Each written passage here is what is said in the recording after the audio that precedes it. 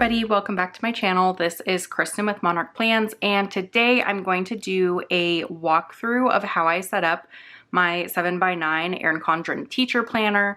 I know this is a little bit late. I moved into this planner in July, but I was kind of taking my time figuring out exactly how I wanted to use all the notes pages and everything. So this video will be going over everything outside of like the monthly and weekly spreads that you normally see in my plan with me. So I wanted to show you kind of the front notes pages, the back notes pages, and just show you what all of that looks like. So I didn't remove the planner cover that came on here, the vegan leather one. I just flipped it over to the back and then put the back cover on. And so I still have both of the vegan leather covers on here. I might remove them because I plan to really just keep some of the interchangeable covers on here and not really show the vegan leather one. And at some point I know that this planner is going to get bulky enough where I'm going to need that extra real estate that this is taking up on my coil. So I'm just kind of delaying it because I do really like this cover. I just really like the interchangeable covers and being able to change them out for the seasons and everything. So all of that, just wanted to mention that because I have gotten a couple questions from people about kind of how I have done my covers and all of that sort of thing. So if you just open up the teacher lesson planner, this is just my normal page, you know, your name page, all of that. I just wrote it in. Definitely nerve-wracking. I always like don't write things for a little while just because this makes me really nervous. So have my name in here, and then the next page in this planner is there's like a little breakout here of like classroom notes and stuff like that. I think like communication logs, and there's a couple pages at the beginning of the planner that I just don't need as a non-teacher. So I removed, I believe it was only one page, and then taped the other ones together. So the front page is connected directly to this 2022-2023 tab. And that was just the most functional for me because, like I said, I didn't need some of those pages at the beginning of the planner. So the first spread that I did use though is this year, or I guess 2 year at a glance, or year and a half at a glance. And I'm using it, I mean, similar to how a lot of people use this. I just put some really important dates on here. I have vacations, days off from work, and important dates. So vacation is any vacation we currently have planned, and then I will be filling out next year. I just haven't planned anything for next year, so eventually I'll go in and I'll add some dots over here when I do have something planned. Days off are just work holidays most of the time. I don't usually take days off unless we're going on vacation, so that is something that I'll keep up to date if anything comes up, and then I'll update things when I get our new work calendar for 2023 in the fall. And then important dates is anniversaries, birthdays, anything like that. So I just kind of went through and marked every month where we have some important things going on. So other than that, there is really not a lot else I'm putting on here. I don't really have a lot else to put on here. It's just kind of simple way for me to see how things are distributed, and also a good way to remind me when there's holidays that I'm off from work, because sometimes our holiday schedule can get a little weird. So this was just kind of the best use of the space. I will say that obviously this is a focused teacher planner. I really love how simple this is. I was thinking about doing some washi and everything, and I'm glad I didn't. I just wanted to focus on the dots and not have to worry about any other decoration or anything. So I really do like how this turned out. The next spread is this, it's essentially 12 boxes. That in the life planner, this would be like a little bit different, but here in the focus teacher planner, it is essentially 6 boxes on each side, and it's labeled with a month, but I covered them with these scripts just because I wanted to add a little something to the page and make it look a little bit different than just the regular print. On this page, I am putting in notes about different things that I need to do. Some of them are like important dates here, like holidays and everything, or different vacations we have planned. But there's also a lot of reminders, like I have our registration for our cars on here. I have like the anniversary of us moving into our house. And then I also have notes about when I need to prep for certain sales and certain things going on in my shop. So I know that my shop anniversary is in in May, so I put in here in April that I really want to start prepping for the shop anniversary. Similarly, in September, I want to start brainstorming for Black Friday, October, prepping for Black Friday, like actually printing and cutting, all of that stuff. So I am going to be using this and updating it whenever I have something that I need to remember about a future month. Obviously, some things I'll just put on a sticky note, like if it's a very specific meeting or appointment or something like that, I'll put that on a sticky note in the month. But for this is just overview of those really important days that are coming up.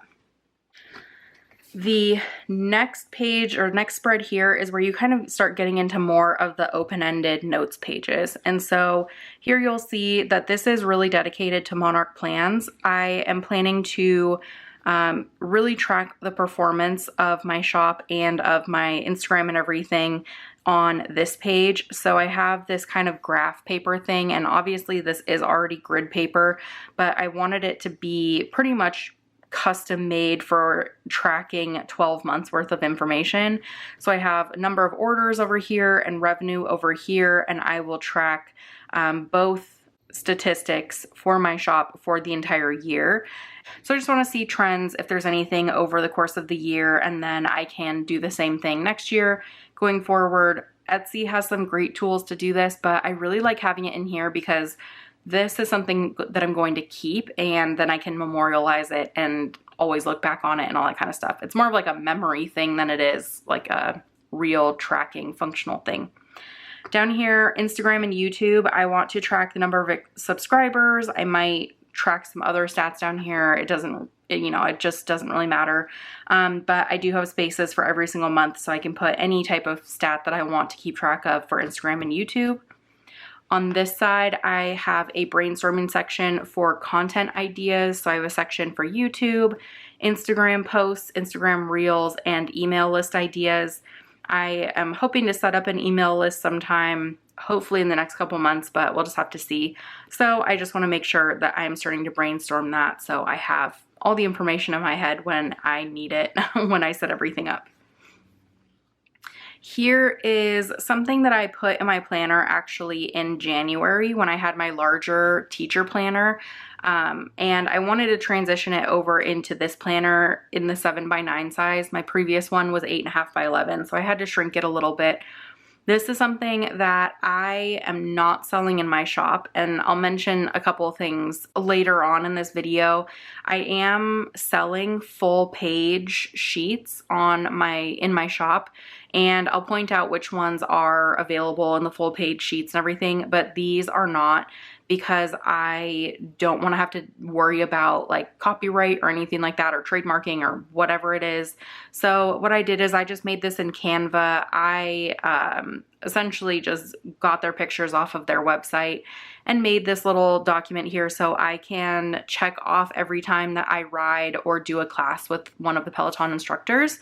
So I've made some progress here. You see I've kind of written different classes and dates and everything, and I have a ton of rides and classes bookmarked with all these instructors. So I wanted to put this at the front because this is something that is really motivating to me, and you'll see in the back of my planner I have a lot more like health and wellness stuff, but this is really something that I think is not only fun but also really motivating for me. So I wanted it up front with some of the other things and not like in the back of the planner where I might not flip to it. I'm really excited about it, and I really love going on and seeing like, okay, who do I need to do like a ride with or a class with next? This is just a built-in page in the planner. It just lists all the holidays in 2022 and 2023. And then we get into this blank page here, which I haven't done anything here. I was brainstorming, but it's kind of hard because it's just by itself. So if something comes up, I will definitely put something here. But I just left it blank for the time being. A lot of you have seen this page, and I'll talk about this, but I'm not going to go through and talk really in depth about it. A lot of you have seen this spread on my Instagram, and this is how, in general, I'm going to be setting up my dashboard pages for the month. So this is for July. Obviously, I used a dashboard kit for my shop over here, and then over on this side, I pretty much just used the same stickers from the dashboard kit to add like a couple little washi strips so I could use this in the way that I was kind of planning to. And that was to put good things over here. And so it's pretty much anything good in my day. It's just a great way for me to stay positive, really look at the good things that happen in my day instead of dwelling on like feeling cruddy and all that kind of stuff. So I always try to think of just a positive, and it could be the smallest thing, it could be something huge, but I love to keep track of these things. And then when I look back on it, then I can see, you know, it's just super exciting looking back at some of these things, and they bring up a lot of memories. So I'm going to do this in the months going forward. I may change a couple of things here and there, but I think this is generally what the dashboard will look like for me. I use the ERIN CONDREN Life Planner dashboard, and obviously in these planners, the dashboards are just really simple. You see, this is what it looks like. And so it's just essentially a blank page and then a blank page over here with some check boxes at the bottom. So I was able to kind of set this up how I wanted it. And I think it turned out really well. The sizing was perfect, all of that. So I think that if you're looking for something to use in your Focus Teacher Planner in the 7x9 size, this is a great option. The other option that I think would also work really well is the Plum paper if you wanted to do like the circles. If you're not familiar, they have just like a different layout. It has like these 3 circles at the top and just some other areas to put washi and everything and make lists.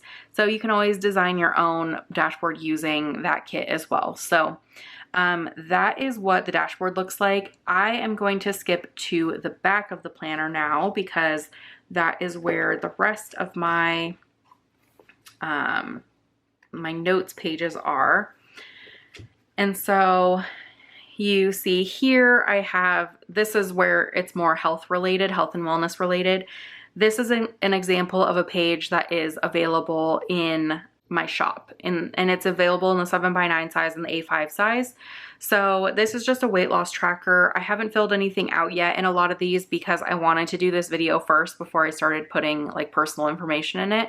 So this is essentially just a way to track different pounds lost and track your rewards and everything like that. So I'll be filling this out. I'm definitely working really hard to get back into shape after COVID. COVID really did a number on me. Staying home and all that kind of stuff. So it's definitely one of my focuses. And so I just wanted to do this type of thing, but I didn't just want to focus on losing weight. I also wanted to focus on other things as well. So that's where some of these other pages come in. Here I have a tracker for 100 workouts. It's essentially just 100 boxes. I have this 100 workouts page, and then I also have a 500 workouts or a 500 boxes page on my shop. So if you're interested, you can get this 100 boxes or you can get the 500, depends on what you're tracking, but they're super versatile. And what I recommend with these is, since they are so flexible, I didn't put a header on these like I did this one. So this is just one solid sheet that comes with the header and everything. This, on the other hand, is just the boxes on like a white background. And then I have a listing in my shop for custom headers that would fit either the A5 or a 7x9 size, like top of the page. And then you can get washi strips in whatever design you want. Generally, I would look at the budget kits for that thicker washi. And then you can essentially make your own layout saying whatever you want it to say. And that is how you can make your own custom notes page. So I have that option. It might be a little bit confusing. So if you look at the shop and you find it confusing, just let me know and I'll walk you through kind of a couple of things that you can do. But this is just an example, and I am going to be tracking my workouts because it is really a focus of mine to get into the habit of working out. Maybe not every day, but just more consistently than I have been. So I just want to track and see how quickly I can get to 100 workouts, or see if I can get to 100 workouts by the end of the year, all that stuff. So I have this. I'm just going to color in each of these squares. I'm debating on putting like a date or something on there. We'll just have to see, but I think that this is going to be a fun visual to show me my progress towards being a consistent exerciser. This page here is a kit planner, and so what I did is I have the 6 boxes here, and this is another one where it can be a custom. If you order the 6 boxes, it just comes as 6 boxes. It doesn't come with a header or anything, so you would order those separately.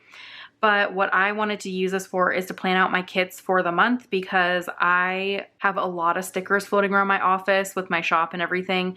And I just want to make sure that I'm using all of the sheets and kits that I want throughout the year. So I have here 2 of the 6-month pages, and then I just split them into the monthly kit that I'm going to use, the dashboard kit I'm going to use, and then each weekly kit that I want to use. And then at some point I need to go in and put either right in the month, or I will put in like a sticker like I did kind of in the front of the planner on that 12-box spread. And then I just have a good place to write down all of the things that I want to use. It also helps me when I'm planning out like my social media stuff and when to take pictures and what to take pictures of and all of that. So this is a really handy spread if you have a lot of stickers and want to make sure that you actually use what you have. That was when I originally started doing a kit planner, was when I was buying a ton of stickers when I first got into planning, and I realized that I would like have a kit in the back of my binder and not use it. So I started using a kit planner a long time ago, actually, to make sure that every single week was planned out, so I wasn't thinking that I didn't have enough stuff and going and buying more stickers when I really didn't need to. So that is a really helpful spread. Here I have my favorite meals. I'm going to list this because it just makes meal planning so much easier when I have all of our favorites listed in one place. Over here is books to read. I obviously started filling this out already, but I have a list here where you can put the title and author, the genre. You have here whether you borrow or own it, so you can make sure you return it to whoever you borrowed it from if that is the case. Total pages read, and then just a check mark if you've read it or not. And I love reading, so I just wanted a place to track just books that I want to read, because I am one of those people where I have so many books that I haven't read and I want to read them. So I'm trying to make sure that I'm not buying books when I don't need them. And then this last page here is 5,000 daily steps. And so what I want to do, and obviously this is a little bit hard because I think I'll have to start with August, but I wanted to set a goal to do 5,000 daily steps.